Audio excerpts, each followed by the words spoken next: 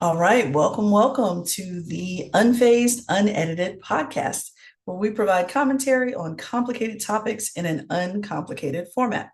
I'm Dr. Shauna Payne Gold, and I go by she, her, hers pronouns.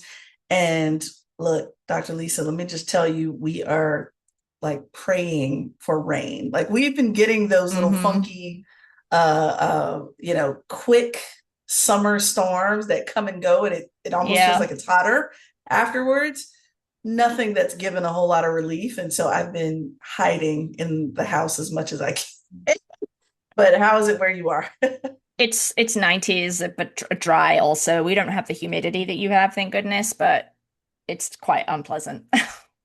Oh, for sure. Oh, for sure. And, this is, I mean, not that it's not always touristy time, but this time of year obviously is very touristy in DC Hmm. proper. And so, yeah, it is very unpleasant for those folks that are trying to take in the sights. And I'm just, I no, bet. I bet. no, no, thank you at all. So, all right, well, let's dive into the word of the week. All right, so word of the week this week is a concept called sampling. And you all would just cackle if you listen to Dr. Lisa and I talk about which word will be the word of the week, because usually I'm thinking, yeah, let's do that one. And then Dr. Lisa will say, don't you think people already know that? And then I'll say, probably not, because I have very little faith in the critical thinking and knowledge of the general population. Let's throw it out Yep. every Yep. time. Hmm. Every time. Look, I am the negative Nancy when it comes to the word of the week, right, Lisa? So, anyway, this week, the word of the week is sampling. Sampling. Now, Dr. Lisa and I know this in lots of different contexts. We know this Hmm. from a Hmm. research context. We know this from even if you're thinking even if you're thinking about practical day-to-day sampling of food, for example. But this time I'm specifically talking about pulling original ideas, but using them in new concepts, in a new context. Um, and it's out of context. That's what makes it very interesting, Okay. especially when you apply it to politics, Lisa. And so uh, many moons ago, I remember when Jay-Z, one of Jay-Z's albums came out, and he sampled this woman's voice that was just incredible. Very few Americans had ever heard of her. And so he sampled her voice and put it in a completely different context. And she was singing soul music, but she was a white woman from the UK, and that bringing that as a sample to obviously rap in the United States as Americans. And it was just an incredible song. Fast forward to, I realized that this was going on in political settings as well. Okay. And the best example of this, y'all, is, and it happens a lot, but this is one clear example. Most of us have gone to some type of graduation, but this Hmm. happens to be high school graduation, where a young man started his valedictorian speech and was giving a major quote from a president. And he was giving this quote to a very conservative group of listeners. And they're all nodding, and, people had started applauding and everything. And by the time he got to Hmm. the end of this very long quote, he shared that it came specifically from President Barack Obama, which overwhelmingly would not have been supported in this type of Right. context, Right. right? Yeah. So all these folks agreed with what was being said until they found out who said it. And this happens quite a bit in politics, where we may use something out of context and have people thinking, oh, yeah, absolutely, let's bring them on board, until they realize that not agreeing, they're not agreeing or disagreeing with the concept. They are vehemently disagreeing with an individual. Hmm. Kind of reminds me when my grandmother says, even a broken clock can be right twice a day. It's Yeah. like, Yeah. there may be someone out there, especially in the political realm, that no, overwhelmingly you would not agree with. However, there may be a few things that they say that you do conceptually agree with, but in what context is always the question, right? Hmm. And so, Lisa, I thought this was very cool for us to think about. And again, just begging people, to be vigilant as we're thinking and understanding concepts, especially in the political world and anything that directly affects our lives. Is it being shared in context or not? Get the backstory on it. What's being said? Who said it? Mm-hmm. Context important? Usually it is, but Mm-hmm. what's the concept and how does it connect or not based on where we are, who we're around, and who else might be affected by said statement, comment. So, Lisa, I thought I'd throw that out there just to, again, as I beg people to critically think in every Yeah. podcast, right? Yeah. Yeah. Yeah. I mean, I like what helped me think about this as something different than just, quoting someone who was in a leadership position is the fact that it's intentionally done to deceive, right? So whether in this high school graduation case, the speaker likely thought that people would agree with the statement, but wouldn't if they knew who said it. But then in other cases, a more nefarious way of sampling commentary or perspectives from, political theorists or other historical leaders, but shaving off all of that context and just taking the middle of it out to make it sound better than it is. To essentially prey on or rely on the fact that the large majority of people are not going to take the time to fact check, right? Or find where it came from or find what piece is missing, if anything. Yeah. Mm-hmm. Mm-hmm. Mm-hmm. Absolutely. I mean, as nefarious as everything is about our current president, I believe very strongly that he sampled with his major theme of his campaign. It's, yes, it was taken from other Republicans, but, and I'm not saying that that was all perfect either, but it was in a different Mm-hmm. context. And so with that, it's like, oh, you're just giving us a little bit, like, it's the example I give all the time, Lisa, of, yeah, you should light that match. Well, are you lighting the match to burn a candle or are you lighting the match to set a house on fire? Are you lighting the match at a gas station? Where are you Mm-hmm. lighting the match? Because it can either be helpful or harmful based on context. And if I don't tell you, then your safety is now in limbo, whether it's Right. your day to day life, whether it's your community, whether it's your house of worship, whatever it may be, because you are assuming that the person that's telling you to light that match can be trusted. We don't know that. We don't know that. Mm-hmm. We don't know Mm-hmm. that at all. So, sampling, something to think about. And again, just trying to, it's so hard to be vigilant when it's so many balls in the air that we need to be paying Yeah. attention to. But Yeah. again, I wanted to share how this can creep up on us without us really thinking about it. So, Yeah. Great. Awesome. Good awareness, people. yeah, absolutely. All right, let's get into phase one. All right. So I have been a big proponent of bell hooks quotes, which is one of my favorites. I think it really just shapes all of my work, that I'm always trying to see people along that arc of Mm-hmm. human development. And Okay. Bell Hooks talked about when she was doing an interview, actually a public interview with Maya Angelou. She said, how do we hold people accountable for wrongdoing and yet at the same time remain in touch with their humanity enough to Mm-hmm. believe that they're in their capacity to be transformed? Meaning, give folks space. You can't just say you're Right. doing this wrong, fix it, and then they're unredeemable, right? And so, and I think that's part of the educator in me. Lisa, I would dare to say that's probably some of the educator in Yep. you as well. Is like, once someone is educated on something, do we give them enough room or space to course correct and move Yeah. forward, right? Usually we don't. We especially in this social media environment, we are quick on canceling folks.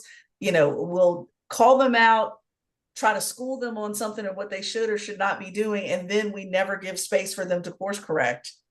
And we're actually, in my opinion, working backwards, right?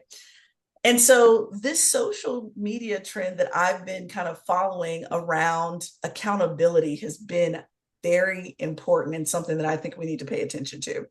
Okay. Um, I think it's like a branch on this larger tree of just resistance posturing, where people are just not, being a doormat anymore for any reason in any setting.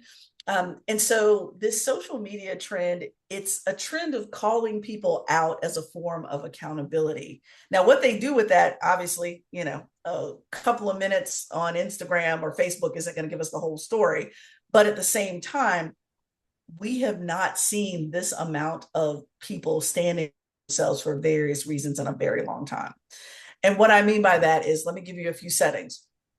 Overwhelmingly, people catching the cheater in their relationship, for example, and naming Mm-hmm. it and calling it out. And like, I even saw one where the so the wife and the husband were looking for a new home. They were house shopping. She's driving. She drives into her husband's mistress's neighborhood. And you can see him starting to get antsy. Like, she's like, Mm. yeah, I've never been over here before. Have you been in this area before? And waiting to see if he's going to tell the truth and all these things. And then finally revealing that I know who lives at, 101 Pine Drive, and you know who lives there because you've been there 1,000 times. You know, that's one setting. Another setting, of course, always is someone that has a racist comment, remark, etc. We know any of the ists are in this category of Mm-hmm. accountability. Um, in a very violent and scary way, white men specifically provoking black men and thinking that they're not going to get a response. Fascinating. So one video where a African American gentleman was sitting in a bar and a white male just walked up to him and started provoking him. The black gentleman said multiple times, hey man, look, I'm just trying to chill and watch the game and drink my beer, until finally the white guy shoved him. He did not know that the brother that was at the bar with his nice button-down shirt and tie on is actually a retired boxer, and beat the crap out of him because he wouldn't leave him alone. This is so fascinating to me that this is now a trend or a genre of social media. Of course, we know that the quote unquote Karen movement has been going on for a long time, but there Yeah. is plenty of snippets of basic stuff around white women specifically being in other people's business on any small thing. Like, there's a major influencer, African American male, who I don't know how he came into his affluence, but he'll just show up at Walmart or wherever and give out like gas cards to people that need it. Or he went in to buy a TV and just gave it to a family that was walking out, and a white woman calls the cops on him.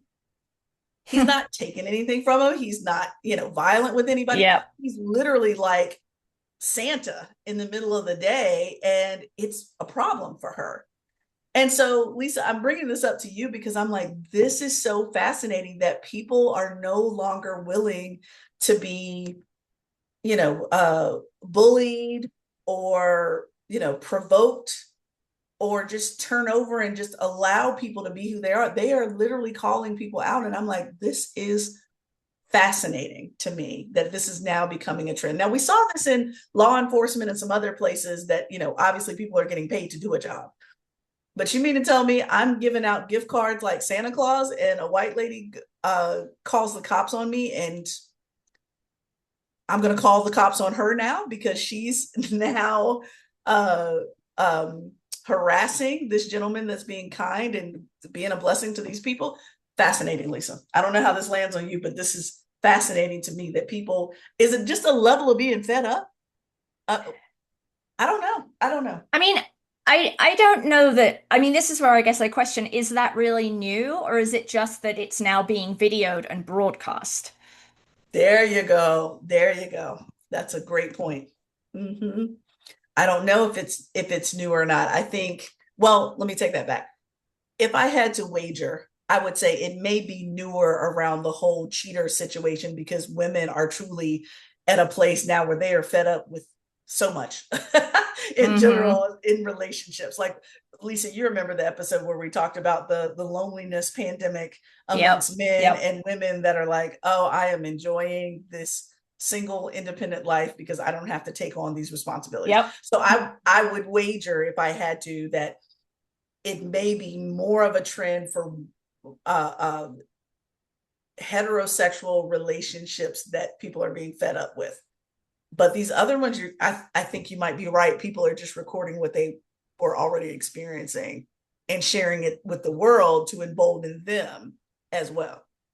Well, and then if I'm understanding you, the tool of accountability is the sharing of the video. So now so historically maybe there would be hey, let's talk about Hmm. this or whatever, try and resolve it. Maybe there would be some learning. I'm going to give you the space. Now there's like no space. I'm just posting the video. Like, I don't even want to have a conversation with you. Like, this is the mechanism for accountability. It's no longer civil discourse or chatting about history. It's like, I just want to make you look bad.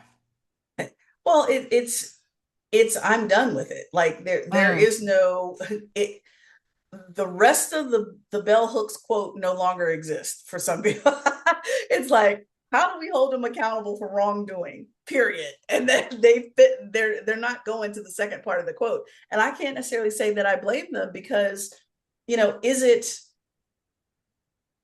not only are they do they look bad, because I don't want to say making them look bad, they are looking bad and it's just being Yeah. caught Yeah. publicly. Yeah. um That's but at fair. the same time but at the same time though, Lisa, it is, you know if we go into a little bit of the group think around it, it affects other areas. Like, okay, you're an Hmm. asshole on camera, and then the next thing a week or two later, this person is putting together a GoFundMe because they got fired for whatever, because their job is like, no, we don't want a person that has these types of values.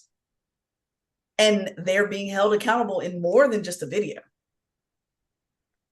It trickles out.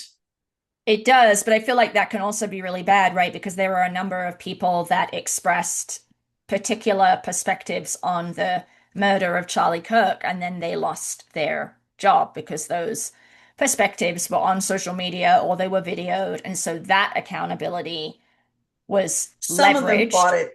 Some of them, you're right, and some of them fought it in court. And those that can and afford to go won. to court, Yeah. or get an attorney, some of them fought it and they got millions back, where now they don't even have to go back to work. But you're right, yeah. But it's like, what's really offensive here? Is it the statement? Because like, about him, it's a statement of opinion, or it could, like some of those people, it was just a statement of fact. It wasn't even an opinion on it. It was just, Mm. if I give a fact that Lisa blinked 3 times and you disagree with it, I don't have a value laden to that. It's just, I witnessed Lisa blink 3 times. And it's very similar to some of those other statements for that other person that I won't flag because we don't want the bots on our episode. But at the same time, it's like, okay, well, does it mean that accountability is only held when you agree or disagree, or is it accountability because you're just an asshole? Right? Because if someone had a bad opinion about someone that I really support and like if someone came on and had a really bad opinion about President Obama,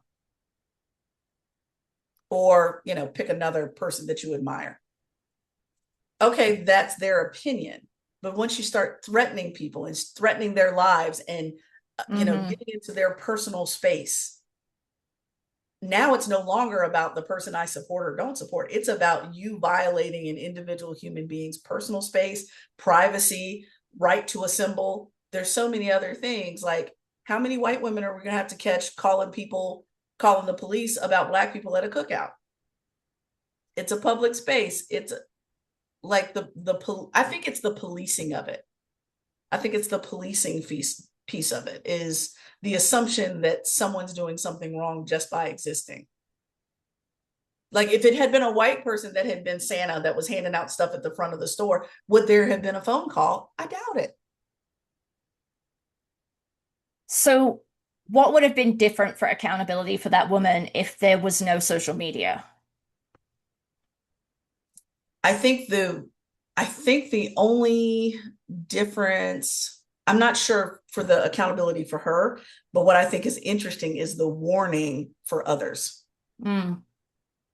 I think that that's what it, because, you know, putting someone out there on social media, yeah, it does make them look bad. They make themselves look bad. There is a Yeah, public it's their opinion that's action. Yeah. being right, that's being formed about them. But at the same time, it's a warning. So if the Santa in front of the store situation happened to that one in that one situation, the white woman responded in a way that was over the top and did not need to call the cops. Being on social media now warns every other white person that, hey, don't think that just because a black person is in front of a store with a big TV and giving out money that there's something wrong. Mm-hmm. So here's your warning, pay attention. And you don't have the right to police every corner of the world just because you show up white or male Mm-hmm. or straight or what have you. And so Mm-hmm. it's just like, man, the boundaries are just incredible, but I do think it's an important warning to a lot of people. Like the gentleman at the bar that was a retired boxer that knocked out the white guy that was in his face. I'm like, that's a warning. White folks, if you thought that you could intimidate black people and we would just carry on like nothing happened or simply ignore you, as many have before, that's not happening. In many places, it never happened. But Mm-hmm. now it's recorded and now it's a message to all other white men not to play in a black man's face. Warning. Yeah, I don't feel like that probably worked out so well for the African American man at the bar. Did he get like I could see him being arrested for assault? But not when you have the whole video. And it depends on each state. It depends on each So, state. well, so this comes back to your point around the sampling thing. This is not sampling, but the context, right? And I think that's one of the problems is Yes. like these little snippets of videos get posted in an attempt to hold someone accountable, but sometimes they get taken so out of context or it's been edited in a way where the beginning and the end isn't there, so you don't actually fully understand, and then people jump to Mm-hmm. conclusions. Mm-hmm. And I don't think that's a good thing. And the other Mm-hmm. piece with the bell hooks quote, part of what you and I have talked about so often on this podcast is remaining in touch with your humanity enough to believe in that person's capacity to be transformed. That's what's missing right now, right?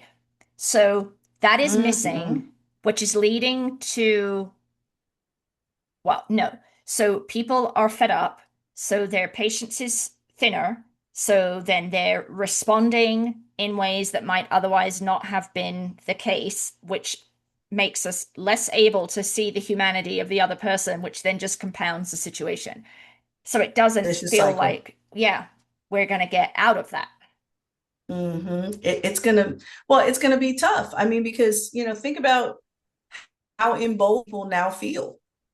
Right. There are a lot of people that feel emboldened, but for a number of reasons.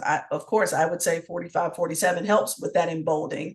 Certainly. But people are feeling emboldened and folks are rising up with their own form of resistance to say, okay, you're going to find out that no, you can try to be bold, Mm-hmm.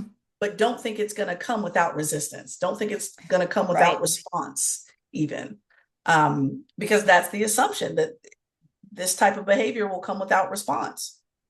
So you mean to tell me if you have a white male, I don't care if you give a 25-minute video of a white male intimidating a black man and the black male finally responds punch to punch, that now, well, we need to have patience for this white man. Excuse me? And I am so anti-violent, keep your hands to yourself at all times. And there's a moment when one is pushed. Yeah, that's a hard one There's a because given moment that, that with the yeah. patient. I mean, I think about my youngest son all the time. He got into his first fight after 3 years of being patient with a little kid that kept bothering him. At one point, do you decide, okay, it's clear that you're not going to stop on your own. So now I have to stop whatever you're doing by force. And what does that force look like? Yeah, People and are so the tired and fed force, up. yeah, it could be posting on the internet as the force. I just, given our criminal Ah, justice, given our criminal justice system's inherent racism, it just doesn't, it's not that I don't think that he was in some way justified in responding. I guess I worry that that is not going to work out well for him because we have a racist criminal justice system and it's going to side with the oh, white for guy. sure. Look, Lisa, I'm waiting. I've got so many examples, but the last one I'll give you, Lisa, there's a lady, which I can't, it happened this year, but I can't remember which month this year. But there was a altercation at a Walmart over a parking space between a black woman and a white male. The black woman had been sitting there the whole time, had a blinker on, kind of waiting to get into this particular parking space. The black woman had been waiting. The white male had circled around a couple times and tried to kind of block her from getting into the parking space and just left the car there. That ended up becoming a altercation. He walked up on her several times in the video, right? Finally, she pulls her weapon out from her car and he is no longer with us. Depending on what state you're in and depending on how many cameras caught how many angles, is she going to jail or not? I don't know. I don't know. Yeah. I don't know. Over a parking space. I Now, on mean, one hand, I'm oh, like, I don't want anybody to die over a damn parking space. But on the other hand, Black people generally are fed up. And I'm talking about from the smallest thing, like a parking space, to the largest things like our basic human rights. At what point do you get completely fed up? As if there were no other parking spaces in the parking lot. Come on. yeah. I mean, The yeah. entitlement is just dripping from that whole Oh, it conversation. absolutely is. And he didn't have to die. No, And no, he did not. that's also just another illustration of how effed up everything is, Mm-hmm, right? To mm-hmm, your point, over a parking space. And now this mm-hmm. woman's future is in question, even though she felt threatened, her life felt threatened. Exactly. Um, you know, Exactly. That's right. That's right. So I am just issuing a awareness around this social media accountability, hmm and you may notice it more too in your algorithm. And I'm not saying go run off and do it. I'm just saying pay attention because there may be warnings, hmm especially for those of us who carry very privileged identity groups. There are warnings around what's appropriate and what's not when it comes to social boundaries and interactions. People are on edge right now for various Yeah. reasons, and to be aware of that. Okay. Yeah. All Yeah. right. Oof. Tough one for phase one, right? Uh-huh. Yeah, it kind of took a little bit of a turn. Yes, yes. All right, let's get into phase two. All right. So, I want this kind of connects, I think, but in a maybe in a tangential way. So there's a new TV show on Apple TV. It just finished like it's 10 episodes or something. It's called Widow's Bay, and it's like the hot new thing on Apple TV. And it's about this small island, like it might be Massachusetts or New England at least, that is imaginary. It's not real. And it's called Widow's Bay. And the mayor is a younger person, younger like in his 40s and 50s, and isn't from Widow's Bay. So he's coming in from the outside, but he was married to someone from Widow's Bay. His son lives there. Like, so it's not like he's totally disconnected from the community.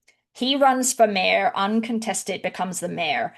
He wants to build this Widow's Bay island up to be something like Martha's Vineyard or a similar island, right? Because it's beautiful. And so the story revolves around his desire to bring more tourists to the island. But what's also happening concurrently is the island is cursed. So yeah, so it's a horror. I think it's a horror comedy genre. Like I thought it was funny, but there were also some places where I covered my eyes. Like I'm not a big fan of horror, but generally I would say 80% of the time I was able to watch it. And what it brought up for me and what I thought might be a good, interesting conversation is there's this tension around the history of the island that goes back to like the 16 or 1700s, where one of the original founders of the island essentially made a deal with the devil and created this curse, so that the settlers on the island wouldn't starve. So that's kind of the genesis of it, and this curse has just continued. So all this strange stuff happens on the island, and not everyone is aware why, and that all gets explained in the story. But it's this push and pull behind the mayor who is not didn't grow up there, is considered an outsider, has all these new ideas, wants to do new things, and then the island that is like resistant because it's stuck in this historical curse, right?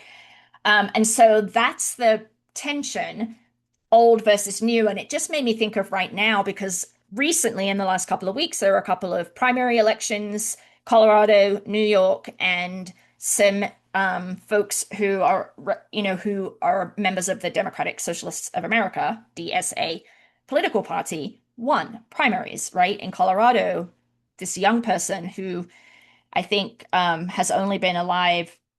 No, that's not the right way to say it. Diana DeGette, who's the incumbent, has been in office longer than the person who beat her has been alive. That was it. So yeah, so Diana DeGette's a Denver, pretty progressive congressperson, and she's been in that role for 30 years, and she got booted out in the primary. And then in New York City, three of the contenders that Mayor Mamdani supported won. And so now there's all this throwing up the arms. Oh my gosh, the Democratic Party is being taken over by socialists. What are we going to do? We're never going to win. This is awful. Like, so there's the establishment or the kind of older, more moderate, centrist Democrat, like liberal democracy people. And then you've got this kind of newer, much younger energy that is coming not entirely just from the DSA, but most publicly from the DSA recently, right? And so there's a clash. And it just makes me think, Shauna, like, why does it have to be one or the other? Like, why can we not take the stuff that we have had historically that's been effective and then infuse it with new ideas and new people and create like a kind of more heterodox blending? Why does it have to be stay as you are or 100% switch to a DSA party? Like, I just don't understand why this dichotomy is being created. And obviously, the TV show is different because it's a curse, and generally, you do want to get rid of the curse. But I'm using that Mhm. as a jumping off point. So I'm wondering what you think about that in terms of blending old and new, and a lot of the fear mongering around the new and how scary it is or different, right? Oh, see this. It sounds like I need to watch this, at least bits and pieces of it, because it's probably going to be like great snippets for any type of professional development or training on Mm, intergenerational anything, right? Because it does take me back to that original book that I told you about, Gintelligence, yeah. where if you go back into the history of just the conversation around different generations, it goes back to this manufactured battle between the age groups. Like, Hmm. when my first question was, okay, what are the age groups? And then the second question I had was, is this just American, or is this, globally an issue? And in fact, it is an issue globally, but at the same time, American journalists were the ones that were talking about the differences in the generation. And it's kind of like similar to what we talked about with the Bell Hooks quote.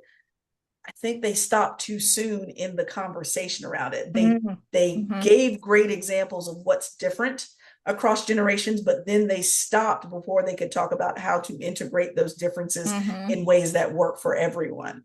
And so with that, that's where I think we've had a major failure about talking about intergenerational anything, whether it's a town, a fictional town, a real town, Yeah. a real workplace. Now, one of the things that I recently saw, Lisa, that you're reminding me of here was, of course, I have been on my AI thinking and learning path because I have a number of Hmm. friends that are in that vein. And one of the articles that I was just reading, I think it was last week, that was talking about us, Lisa. See, I'm a little biased because we'll talk about the Gen Xers, but this article specifically talked about how we as Gen Xers are perfectly positioned to think and talk about AI Yes. because we have that in betweenness that works for us, right? Hmm. So we have the wisdom to know what AI can't generate. We have the wisdom and experience to check what's accurate and what's not accurate. We can look at something and say, okay, we know that the steps for this process is 1 through 100, but as you produce this through AI, I can see where we can collapse that 100 to 20 in ways that don't cut corners, but still are Hmm. productive and effective. And so AI is becoming one of those great examples, hopefully, if Gen Xers do it right, where we are blending the generations between what we know in our wisdom of work and what this newfound or newly developed technology can do. But both are better because of the other, right? Hmm. And I think that's what we miss when it comes to generations. And let's say this fictional town was actually real. both benefit the other.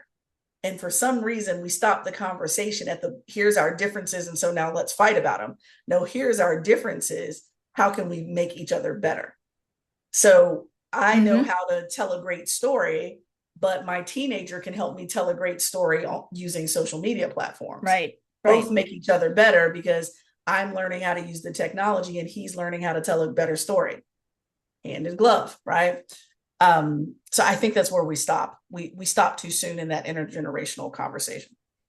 Yeah, and it is just frustrating because there's a lot of Yeah.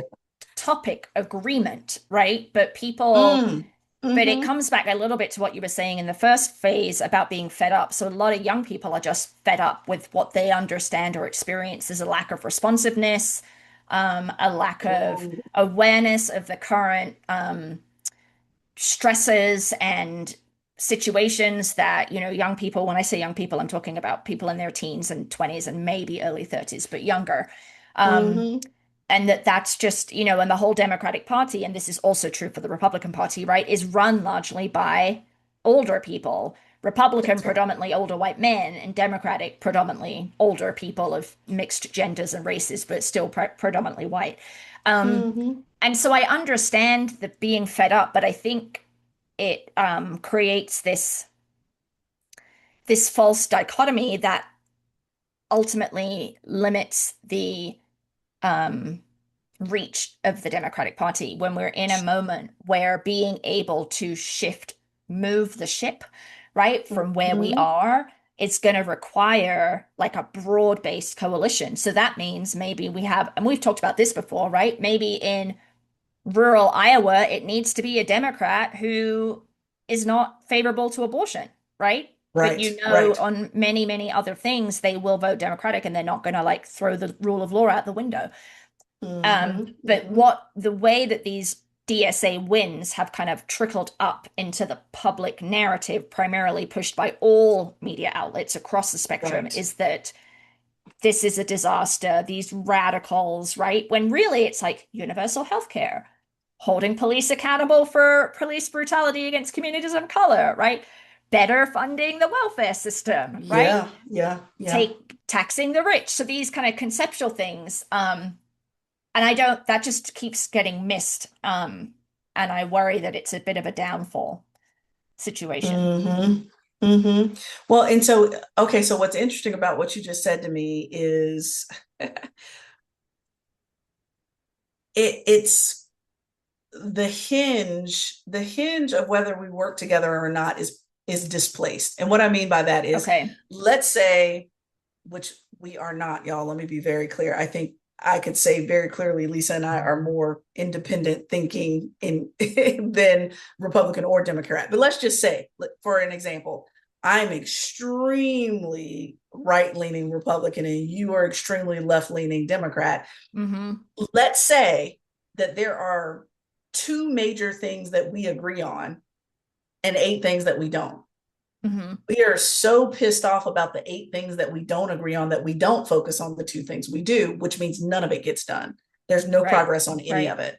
And so I think the focus is the challenge as well, because no, I don't go into like, I've been working with a lot of organizations that talk specifically using the language of consensus. And I've been trying to purge their organizations of using the word consensus because I've never thought that it was doable, but the consent piece of things is. So could we Mm-hmm. consent? So with you and I on opposite ends of a political spectrum, could we Yeah. consent to doing this one thing that takes us both a step better than where we are? Not the promised land, not where we want to be, not the ideal, but at least better than where we are. And it's like, no, but we literally have a mindset in a number of different places, politically and otherwise, that says, no, if it can't be exactly the way Lisa wants it, then she's not going to compromise on these one or two things. Right. Right.